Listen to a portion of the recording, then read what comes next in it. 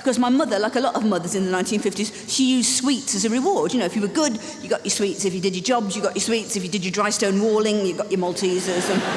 Because I was brought up in rather a strange house on the top of the moors, miles from anywhere, just outside Rochdale in Lancashire, and it was 2 miles from the nearest bus stop. There was just a really rough cart track to get to our house, which meant when I was older, I could only really have a boyfriend if he had his own transport and he wasn't too bothered about his suspension. Which meant I ended up going out with a load of old bin men, usually. But I did have this strange relationship with my mother because the night I was born in a little nursing home, and it's when they used to take the babies away as soon as they were born, and there was a mix-up, and I was given to the woman in the next door room, and my mother was given this woman's appendix in a jar. Which she was, fine about. And she was just a bit distant. And when you're little and your mum takes you to the shop and you're like that, she takes you to the shop, and she always stops for a very long conversation with someone, doesn't she? And you're just like stood there. And all you can hear are the distant voices sort of booming somewhere above your head.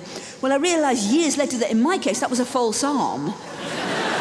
And she'd tuned a radio to the Archers. She'd gone. She was in a cafe half a mile away. But it was a funny place to be brought up because there was nothing to do. Our main social life when we were teenagers, there was a church nearby, and I used to go bell ringing once a week to meet boys. But it's not a great preparation for a mutually fulfilling sex life, bell ringing. All that tugging, it's not good. No, the first proper boyfriend I had, I nearly killed him. Oh, for God's sake.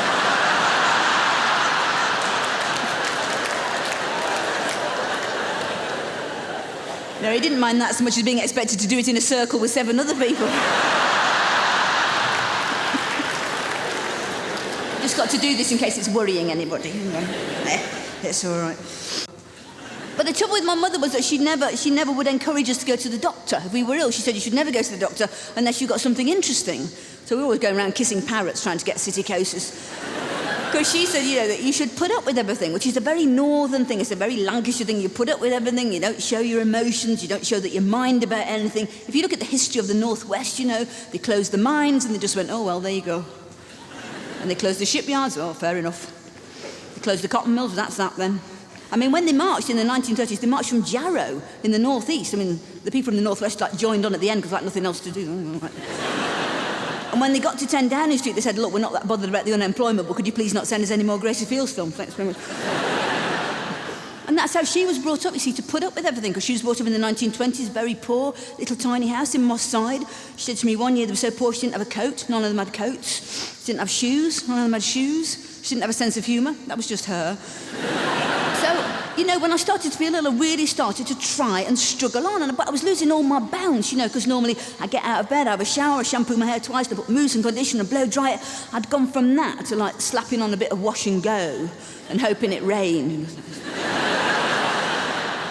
And I was losing all my interest in everything, because we have a bird table outside our kitchen window. And normally I'm like the first to see what's on the bird table.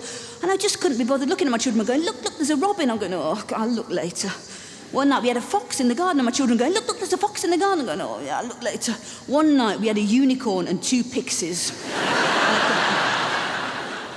And my husband said, I know you don't feel good. He said, but look, it's nearly half term. He said, we'll have a special treat. He said, why don't we go to Florida and have a week at Disneyworld? I said, I don't think I can go. I said, I think something's wrong with me. I think my compulsive overeating has come back. He said, honestly, we'll have a fantastic week at Disneyworld. I said, I don't think I can go. I said, I think I need to be with other compulsive overeaters. He said, if you go to Disneyworld, you will be. Well, I've never seen so many huge arses in my whole life.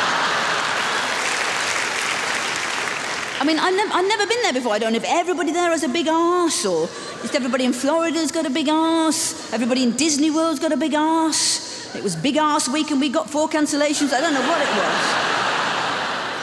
But they're all huge. And they're all very happily all walking around eating. And I'm thinking, well, I'm sorry. We don't do that in our country. If you're very, very big, you don't walk around as if you didn't mind. You certainly don't walk around eating. If you're big in this country, eating is a very shameful thing. You can't imagine this scenario in England. A big woman goes into a cake shop and she says, I would like a cake, please. It is for me. I'm going to eat it myself.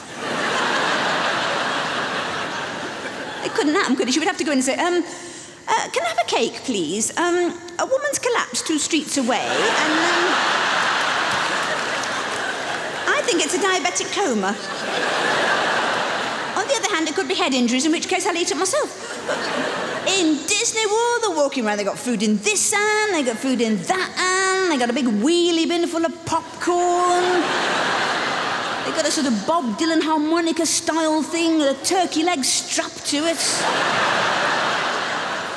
And they're all wearing shorts.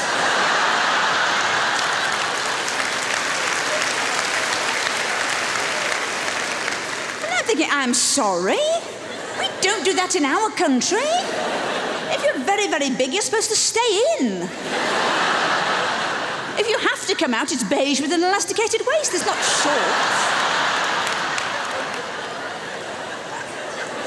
Shorts, really, in our country, are reserved for little thin, weeny little people. Little weeny little shorts with little weeny logos on the back. Levi, M&S, C&A. Disney World, they can write what they like on the back of their shirt. Procrastination is the thief of time. Anyway, I came back from my holiday and I didn't feel any better, and I thought, I'm so fed up with this now. I'm going to go to the doctor.